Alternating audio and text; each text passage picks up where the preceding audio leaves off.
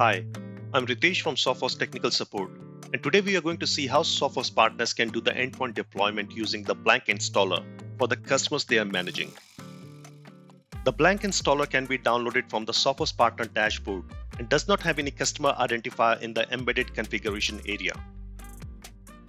If we run this installer as is, it will fail because it does not know the management server or which customer to register with.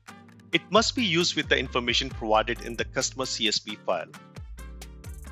The CSV file contains customer name, example command line, customer token, and management server.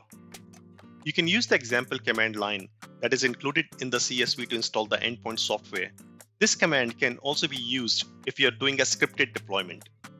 You can refer to the knowledge base article regarding all command line options for Mac and Windows. Article details are provided in the video description. To install Sophos endpoint for a specific customer, we need to run the command using that customer's specific customer token and the management server.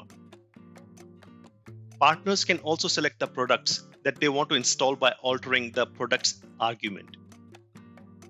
If products equals all is selected, then you must ensure that the customer is licensed for all the products that are installed.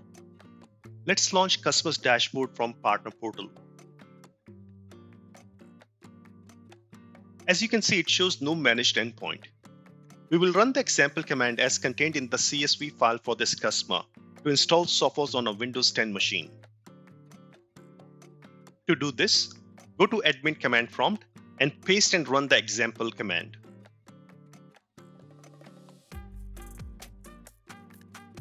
As we can see, Sophos endpoint is now fully installed.